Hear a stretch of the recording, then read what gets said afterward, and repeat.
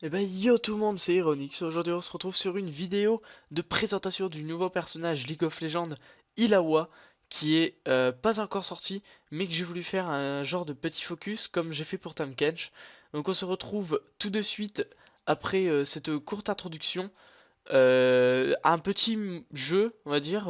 J'ai pas trouvé comme pour Tahm Kench, League of Legends n'a pas fait une euh, une sorte de vidéo, une sorte de petit topo. Ils ont préféré faire un mini-jeu.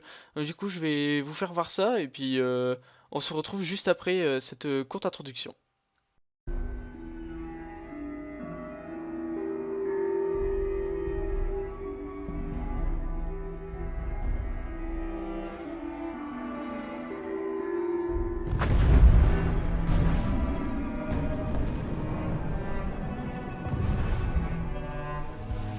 C'est ta couardise qui m'amène, capitaine. Je vais t'enseigner la voie de Nagakaburos. Première leçon, le mouvement. Bouge ou meurt.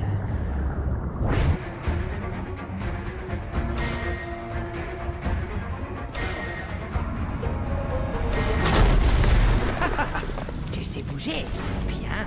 La vie est un océan. Nage ou noie-toi. Deuxième leçon, la concentration. Seuls voient ceux qui ont une vision.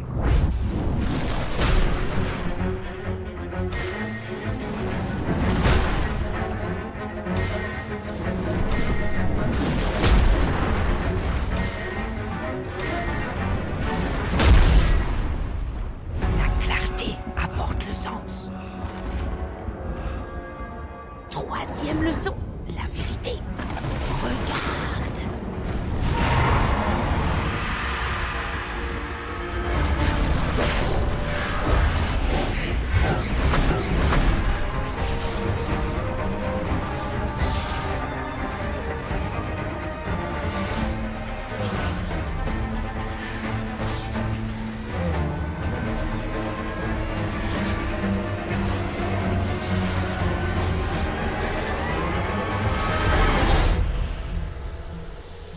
Debout, capitaine. Tu t'en es bien sorti. La vie n'a nulle place pour le repos. Tout est mouvement. Le ciel, la mer, tout est Nagakaburos.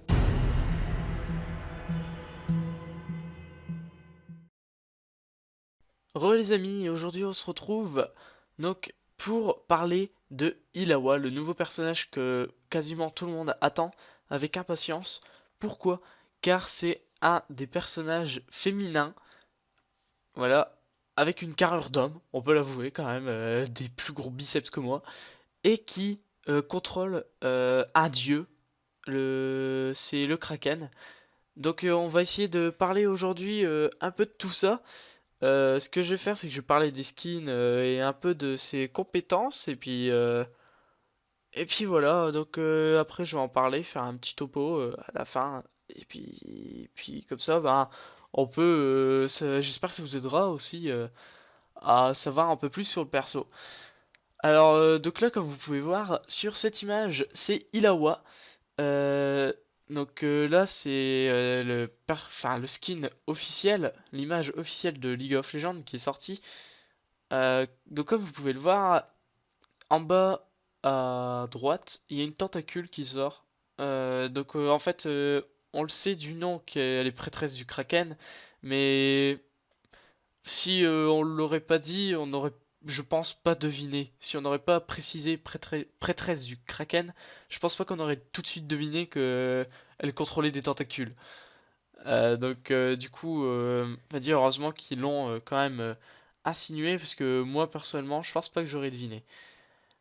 Donc là, on va passer tout de suite au skin principal. Donc là, c'est en jeu. Comme vous pouvez le voir, en fait, il y a... Bon, franchement, je le trouve quand même assez stylé. En bleu comme ça, vert, avec les tentacules un peu fluorescentes bleutées, franchement, moi j'adore. Après, chacun son style de skin, mais moi personnellement, j'aime bien ce skin qui est, dire, relativement sympa. Il est quand même vachement bien fait pour un skin dire normal quoi. comparé à d'autres personnages. Par exemple, Bard que j'aime pas du tout. Ou encore, qui c'est qui est sorti il y a pas si longtemps que ça. Bon, en fait, ils sont quasiment tous bien. Bon, après, il y a Tahm Kench que j'aime pas vraiment non plus, mais bon, voilà. Je préfère son skin, lui, par contre. Mais bon, bref, passons, c'est pas le sujet. Donc là, maintenant, on va passer au skin. Alors là, franchement, entre nous, il est dégueulasse. Il est affreux. En violet comme ça, franchement, j'aime pas du tout. C'est pas du tout mon style de skin. Après, c'est peut-être un rapport avec un fils du néant, du coup, Illawa du néant. Bon, je pense que c'est quand même un rapport. Mais franchement, je préfère fils du néant que Illawa. Bon, après, je l'ai pas encore vu en game, hein. J'ai pas encore vu, les sorts, comment est-ce qu'il est, mais personnellement, de vue comme ça du skin, j'aime pas vraiment.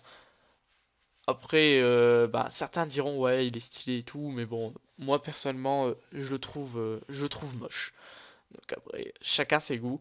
Et puis voilà, chacun en pense ce qu'il veut, mais personnellement, je préfère le skin basique au skin qu'ils ont fait pour le personnage. Alors là, tout de suite, on va enchaîner sur les compétences. Donc ça va être quand même assez compliqué, parce que c'est... Comment dire? Enfin, c'est assez compliqué à expliquer. Donc du coup, il faudra quand même vachement... Enfin, je vais essayer de faire ça explicitement pour que vous compreniez la vidéo. Alors, donc là, on va déjà voir... Enfin, on peut déjà voir sur cette image un peu les compétences. Bah d'ailleurs, c'est carrément les compétences de Illawa en jeu, avec son skin basique. Donc j'ai pas d'image avec le skin de Illawa parce que je pense qu'ils n'ont pas encore fait, vu que le skin n'est pas, enfin le personnage n'est pas encore sorti et que du coup le skin, je crois qu'il va sortir seulement à sa sortie, donc ce qui est logique. Et du coup, ben j'ai pas de d'image à vous faire voir avec son skin. Donc ça, ce sera à voir en l'achetant ou en regardant des vidéos quand il sera sorti, bien sûr. Donc là, en fait, personnellement, hein, sur les sorts que je trouve, ils sont vachement stylés. Rien que les tentacules bleutés comme ça, moi, franchement, j'adore. Mais après, c'est pas vraiment un style de personnage que j'aime bien, puisque normalement, Illawa, elle est censée être top et elle se joue full PV ou armure, je crois, d'après ce que j'ai vu sur la PBE. Mais c'est pas vraiment un personnage qui m'intéresse grandement, même si je trouve stylé, ça, c'est pas vraiment un personnage qui m'intéresse et qui me donne envie de jouer en fait. Peut-être que je l'achèterai après, mais je pense pas l'acheter à sa sortie comme j'ai fait pour les autres personnages. Bon après, il- ça se trouve ça peut être bien, hein, mais bon moi je trouve pas vraiment ça, je trouve pas ça sympa en fait. Voilà, après, c'est vrai que j'aimerais bien l'essayer, mais en même temps, j'ai d'autres personnages, je veux dire, en vue, et du coup, j'aimerais passer à ces personnages-là avant de taper sur Illawa. Donc, du coup, pour en revenir au fait, ces sorts, bah, ils sont quand même vachement stylés et sympas. Bon, là, je vais vous faire voir les petites vidéos. Vous me direz ce que vous en pensez et je vais vous expliquer en même temps en fait ce que ça fait les sorts que vous allez voir. Donc on peut complètement oublier tout ce que on va dire ce que je viens de vous dire pour l'instant et essayer de bien écouter ces attaques si vous n'avez pas encore compris. Donc là en fait je vais vous faire voir le passif qui s'appelle prophétesse d'un dieu ancestral. Alors en fait, Illawa fait périodiquement, excusez-moi, apparaître un tentacule sur un mur proche. Les tentacules interagissent avec les compétences d'Illawa et durent jusqu'à ce qu'elle soit tuée ou disparaisse après une minute d'activité. Donc là, si vous n'avez pas compris, euh, Illawa, en fait, avec son passif, elle invoque une tentacule qui va en fait attaquer au fur et à mesure que je pense Illawa va attaquer. et que du coup en fait si Ilawa elle est inactive, la tentacule va disparaître. Mais tant que vous attaquez, la tentacule va rester. Donc c'est quand même vachement bien comme passif. Je pense pas qu'il y en a comme ça dans League of Legends. Du coup je trouve ça vraiment pas mal. Ça change un petit peu des autres passifs où ça fait des dégâts en plus, ou encore pour Zac qui a une, euh, une réincarnation, on va dire, ou Zilean qui donne un PV, enfin un niveau, pardon. Là, franchement, ça change du tout au tout, c'est carrément une autre attaque qui est invoquée. Donc j'aimerais bien voir ça en game, moi, par contre. Ensuite, la compétence A, coup de tentacule. Coup de tentacule, le passif. Les tentacules qui frappent des champions ennemis rendent à Illawa une petite portion de ses PV manquants. Et l'active, Illawa invoque un tentacule qui s'abat dans la direction ciblée, infligeant des dégâts sur tous les ennemis touchés. Donc là, apparemment, en fait, la compétence A, elle peut avoir deux fonctionnalités, une active et une passive. Donc là, apparemment, ça a l'air d'être votre choix, en fait, de savoir ce que vous allez faire. Je ne sais pas encore comment ça marche. J'ai pas vraiment regardé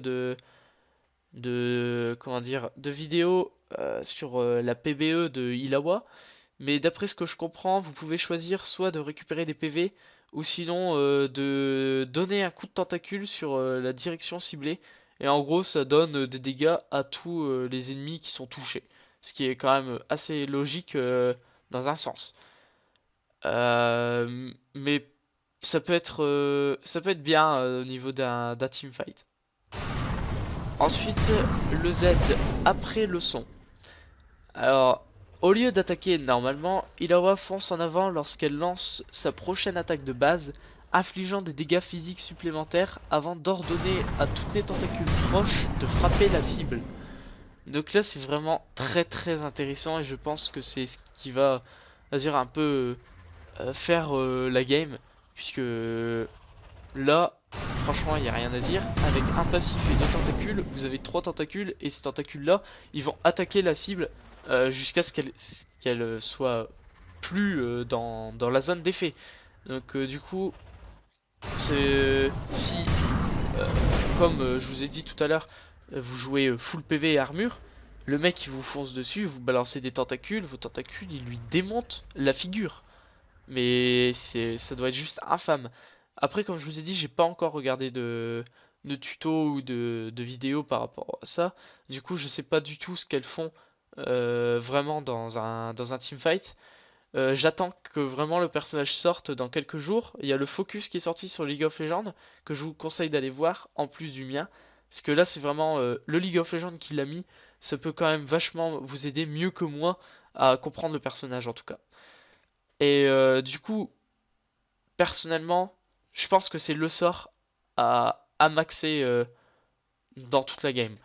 Après, je sais pas encore vraiment ce que vous pensez faire, mais je pense que pour moi, c'est quand même le Z, le A, et ensuite, pour l'instant, le Z et le A. Alors ensuite, le E. Alors le E, c'est épreuve de l'esprit. Donc, Illawa lance un sort qui projette des vrilles dans la direction ciblée. Si les vrilles entrent en contact avec un champion ennemi, elle arrache son esprit et le rapporte à Illawa. Quand l'esprit est attaqué par la prêtresse du Kraken ou ses alliés, une partie de sa douleur est transmise au champion auquel il a été arraché. Si Illawa et ses alliés arrivent à détruire l'esprit du champion ou ce dernier s'éloigne trop de son esprit, alors le champion est lourdement ralenti et devient un réceptacle faisant apparaître des tentacules qui lui infligent des dégâts ainsi qu'à ses alliés. Épreuve de l'esprit permet aux tentacules de se balancer occasionnal... Oulala, excusez-moi, occasionnellement en direction des esprits et des champions, infligeant des dégâts physiques aux ennemis touchés. Ça fait lourd quand même à comprendre, mais en même temps c'est pas si compliqué que ça. Donc là en fait, si vous avez compris ce que j'ai dit, en gros Illawa elle va prendre d'un coup de tentacule l'esprit du champion. Donc par exemple dans la vidéo c'est TF, il prend l'esprit de TF et qu'il l'attaque. Mais en fait l'esprit, c'est comme si c'était Twisted Fate. Donc en gros, si on attaque l'esprit, le perso en lui-même perd aussi des PV. Donc ça c'est vraiment quand même vachement cheaté. Parce que, puis en plus, si Twisted Fate, il sort de la cible, enfin de la zone où l'esprit a été piqué, on va dire, eh bien il est ralenti, mais genre très très lourdement. Et ça franchement, mais c'est juste incroyablement cheaté. Sauf que, oh, bien sûr, il y a des tentacules dans cette zone qui vont se balancer et apparemment il faut pas être dans la zone puisque sinon ses alliés ils meurent en même temps s'ils restent touchés par Illawa. Donc du coup, c'est on va dire c'est coup-ci coup-ça. Si on est pas trop prudent, on peut mourir. Enfin, on peut tuer un de ses alliés, ce qui est quand même vachement dommage. Et si on arrive quand même bien à jouer en team, donc en pre-made, franchement, je pense que ça peut vraiment arranger toute une game. En prenant par exemple le carry pour cible, s'il fait un bon score, vous faites tout le temps ça, normalement il n'y a aucun problème. Si vous savez jouer en team, Illawa elle peut faire vraiment des gros miracles. Alors ensuite, le R, acte de foi. Acte de foi, Illawa bondit en l'air et écrase son idole au sol, infligeant des dégâts à tous les ennemis proches en invoquant un tentacule pour chaque champion adverse touché. Le délai de récupération d'après le son est grandement réduit quand acte de foi est actif. Donc après le son, pour vous rappeler un petit peu, c'est son Z qui, qui en fait ordonne à des tentacules d'attaquer les ennemis proches de sa cible. Donc là, si j'ai bien compris, Illawa elle va bondir en l'air, elle écrase son idole au sol.